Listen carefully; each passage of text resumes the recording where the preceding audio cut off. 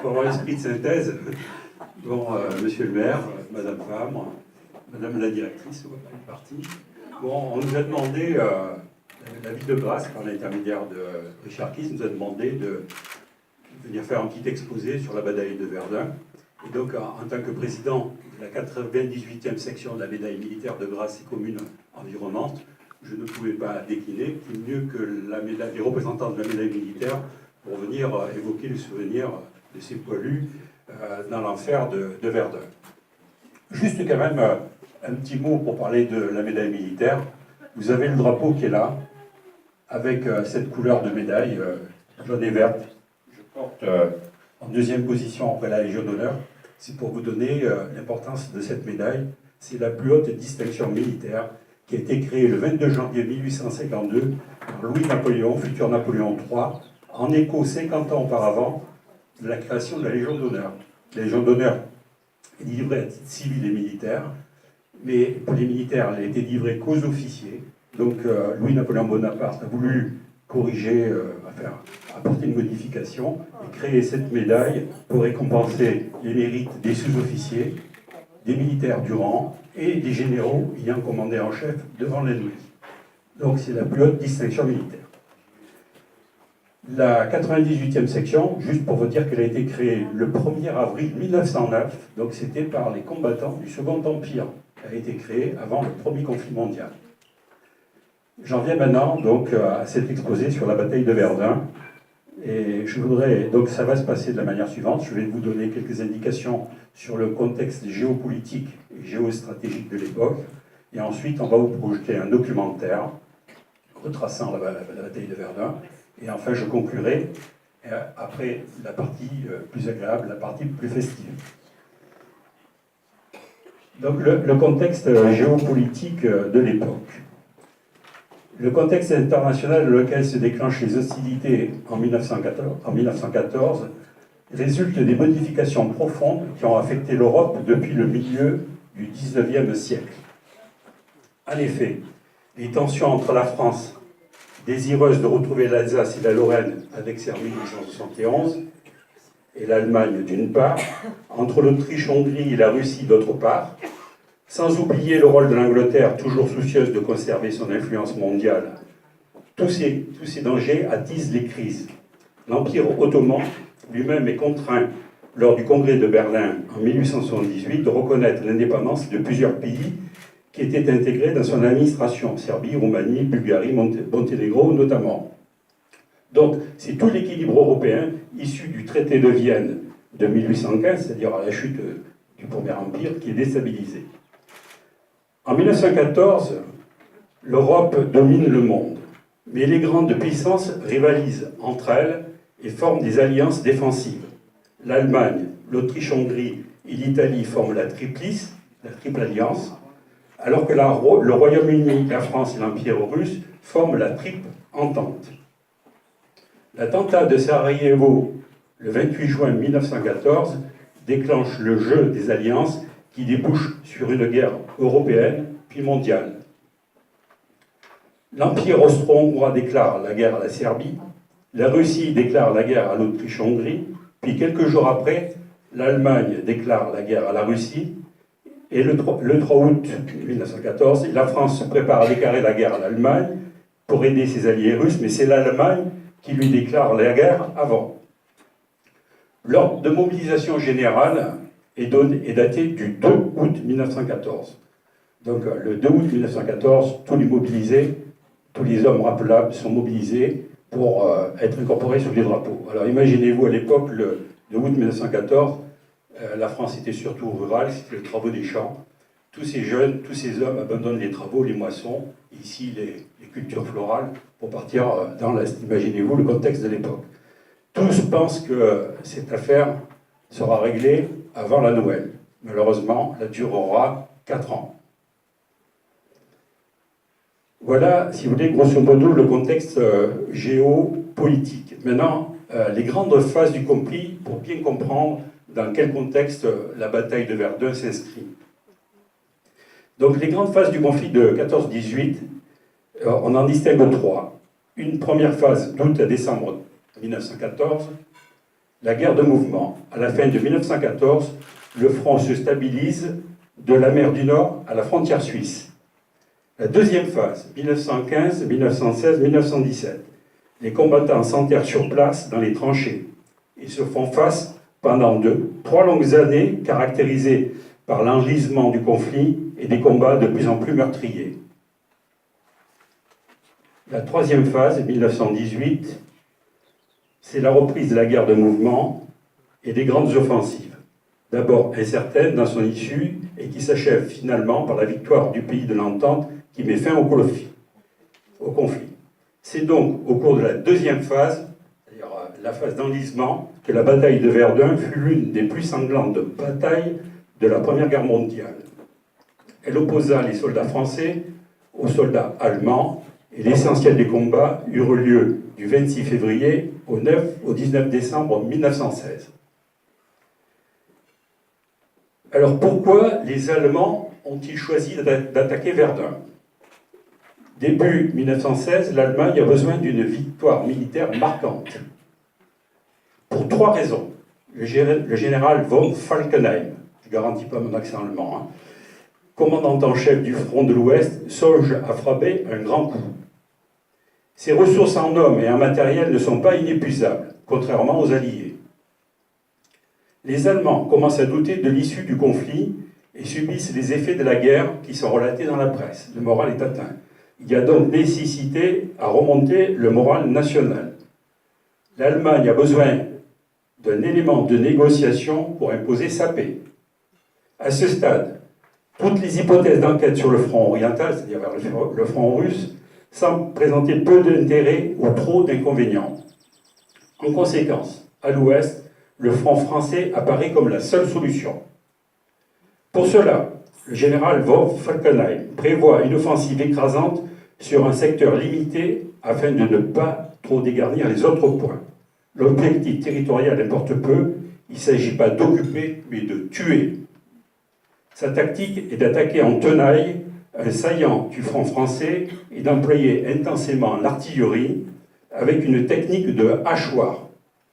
L'artillerie lamine en profondeur les lignes ennemies et permet à l'infanterie d'occuper le terrain, ainsi détruit, quasiment sans combattre. En outre, cette tactique favorise la suppression des traditionnels combats d'infanterie, au corps à corps. 2 villes offrent cette caractéristique, Belfort et Verdun. Falkenhayn retient finalement Verdun, car les forces françaises acculées à la Meuse, qui coupent en 2 le saillant, seront contraintes de se battre le dos au fleuve. Mal reliées à leurs arrières, elles seront comme prises dans une nasse. Falkenhayn n'ignore pas non plus, grâce à ses réseaux de renseignement, que la place forte de Verdun est très affaiblie par le désarmement des forts et le retrait des garnisons décidé en août 1915 par l'état-major français pour les batailles de la Somme plus au nord en direction de la Manche. De plus, les saillants de Verdun menacent les voies de communication allemandes, proches d'à peine 20 km, et semblent présenter un danger d'une grande importance militaire pour les Allemands. L'état-major allemand ne pense pas devoir redouter une contre-attaque française en raison de la faiblesse des communications de Verdun avec l'arrière. En revanche, les Allemands disposent de 14 voies ferrées, dont 11 construites par leurs soins, ce qui facilite l'acheminement rapide des soldats et des matériels. En outre, ils peuvent s'appuyer sur l'arrière-pays industriel de la Moselle, du Luxembourg, ainsi que sur les bassins miniers du Haut-Pays lorrain. Enfin, Verdun a une signification affective particulière pour les Allemands. C'est là qu'en 843 a été partagé l'empire de Charlemagne, comme référence de l'histoire commune française et allemande. Depuis, les 2 pays se sont bien souvent disputés la place, en 1792 et en 1870. Verdun est l'avant-poste de la France face à la forteresse allemande de Metz. Voilà donc, dans les grandes lignes, dresser le tableau qui précède la bataille de Verdun. On va vous présenter maintenant un documentaire qui est très pédagogique, d'une demi-heure environ, qui va vous expliquer les grandes lignes du combat de Verdun, mais aussi les souffrances endurées par les poilus, et surtout les valeurs qui les ont animés pendant tous ces combats, et le lien qu'il y a encore dans ces valeurs entre le soldat de hier et le soldat d'aujourd'hui, pour précisément défendre ces valeurs, parce que les soldats d'aujourd'hui continuent à les faire vivre. Et enfin, les évolutions techniques de l'armée de terre qui découlèrent de cette bataille de Verdun. Je passe le relais à Bernard Garcia, je ne sais pas où il est, pour envoyer le documentaire. D'accord. Et vraiment, monsieur le maire, d'avoir eu cette belle idée de commémoration. Et puis également la direction de cette belle maison, Anne, et qui fait partie du groupe EMRA, dont je suis très fière d'être l'ambassadrice. Alors j'ai une petite pensée, une grande pensée pour Claude Cheton, qui lui est le président de ce groupe et à l'origine de tout ce qui nous entoure et de tout ce qui est... Il en a fait des maisons de luxe, de sérénité et de gaieté. Ça, c'est le plus important. Voilà. Et moi, juste un petit mot pour vous dire que je suis particulièrement sensible à cette commémoration de Verdun parce que j'ai un grand-père qui a combattu à Verdun et j'ai grandi auprès de mon grand-père. Donc, il a été fait prisonnier par les Allemands. Enfin, il a eu cette chance puisque beaucoup sont tombés sur le champ d'honneur. Et il y a un épisode qu'il m'a raconté, que je vais vous raconter, c'est une toute petite anecdote, très courte, monsieur le maire. Mais il avait réussi, comme il était musicien, à cacher une petite flûte tout au long des fouilles, quand ils ont été faits prisonniers. Et à un moment donné, ils étaient tous réunis, les officiers allemands étaient là, il a sorti sa flûte, sa petite flûte, et il a joué la Marseillaise. Et il me racontait que tous les officiers allemands, il était sûr qu'il allait être, on allait l'expulser. Et tous les officiers allemands se sont mis, parce que c'était quand même du courage, se sont mis à faire le salut, voilà, à le saluer. Voilà. Alors je voulais juste vous raconter tout ça et vous dire combien je suis particulièrement heureuse, parce que c'est important pour moi ce témoignage. Voilà. Et maintenant, surtout en cette époque où on a tendance à se réfugier dans les valeurs, mais où tout est moqué, bafoué. C'est important de le rappeler. C'est important. Voilà, monsieur le maire, je vous remercie encore une fois et je vous laisse le micro.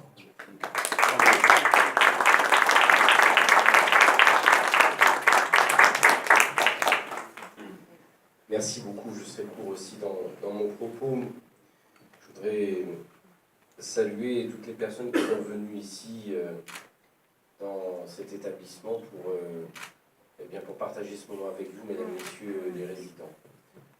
Saluer bien sûr les présidents des ordres nationaux et de la médaille militaire, les présidents d'associations, les porte-drapeaux qui viennent là avec cette conviction qu'est la leur. Ils ont ce matin bravé la pluie et le froid. C'était une matinée longue et difficile, mais vous avez été là, fidèles à votre engagement et contre tous les temps. Vous êtes là dans cette fidélité qui nous honore. Saluer bien sûr l'Académie du Jasmin, de leur présence aussi pour ce moment, saluer l'ensemble des équipes du protocole et des affaires militaires, mon cher Richard Kiss, mon cher le représentant Charles Gloriès qui est ici aussi au niveau du cabinet, Anne-Marie Sordi, tout le monde qui a pris ce moment, ce dimanche, pour venir vous voir et puis adresser un message particulier à Denise Fabre, l'ambassadrice du groupe. J'ai eu Claude Cheton au téléphone en arrivant et il m'a dit surtout salue tout le monde de ma part, dis-leur combien j'aime tout le monde, toute l'équipe de direction et Denise. Et il m'a dit un petit clin d'œil particulier pour Denise Fabre, ce qu'on est heureux de faire ensemble en saluant Madame Lazare et toute l'équipe qui vous entoure, et puis vous remercier. Vous m'aviez, je me souviens de notre première rencontre ici, on avait commencé à évoquer des liens nouveaux et des partenariats avec la commune et avec la municipalité. C'est la traduction, en tout cas, d'une d'entre elles, et je vous remercie. On ira bien plus loin, je sais, avec Expo Rose, avec la Jasminade, avec tout ce qu'on a imaginé ensemble, et aujourd'hui, qu'on est en train de traduire dans des actes. Aujourd'hui, c'est la première fois dans l'histoire de la ville que notre commune organise une séquence en dehors du cadre habituel dédié à ces événements et vient devant les Grassoises et les Grassois dans les établissements comme celui-ci pour faire partager une commémoration. On ne l'a jamais fait et c'est bien qu'on commence aujourd'hui. Cela a été élaboré grâce à ce travail que nous avons mené ensemble et la commémoration de la bataille de Verdun s'y prête car elle est restée dans les mémoires collectives des Françaises et des Français. C'est quelque chose, mesdames, messieurs, vous qui êtes ici, dans cet établissement, eh bien, vous avez ça, j'en suis sûr, dans votre esprit fortement ancré. C'est le symbole du courage des soldats français. En tout cas, ce qu'on veut garder, je salue toute l'équipe aussi de Geronimo, qui est ici présente et qui est venue pour agrémenter cette manifestation. Et c'est ce qu'on veut souligner dans le monde troublé que l'on traverse. Rester fidèle aux héros de Verdun et appliquer cette démarche de souligner les efforts à la défense des valeurs de la République, à la consolidation de la paix des peuples. C'est la démarche que je veux appliquer ici à Grasse. Et c'est la démarche que j'entends poursuivre pour la sécurité et le vivre ensemble de chacun de nos concitoyens sur le territoire national. C'est ce que je pense chaque maire doit incarner, doit porter, doit dire. Parce que si on ne rappelle pas les valeurs de la République, le ciment, le socle de la République, dans ces valeurs où certains veulent la faire vaciller, eh bien, on serait coupable de ne pas respecter ceux qui nous ont précédés, ceux qui ont ouvert le chemin pour nous. Ce qui fait qu'aujourd'hui, on est des gens en liberté, qu'on peut chanter cette Marseillaise fièrement. Eh bien, on leur doit ça. On leur doit de faire ces moments comme aujourd'hui pour leur rendre honneur et surtout rappeler aux générations qui viennent qu'il faudra toujours être intransigeant sur ces questions-là et qu'on devra toujours garder en nous ces valeurs et dans notre ADN, dans le sang qui coule dans nos veines, de porter ce message de la République pour toujours la protéger contre les assaillants nombreux qui, en ces périodes, veulent l'attaquer. Voilà, en tout cas, merci beaucoup. Merci à Emera d'avoir permis ça. Merci de porter autant d'attention à nos aînés et à nos seniors, parce que je sais que c'est votre métier, votre engagement. Et on est très fiers d'avoir de belles résidences comme celle-ci sur notre territoire communal.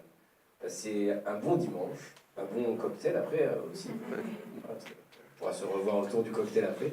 Et passez une belle journée. Merci de votre accueil.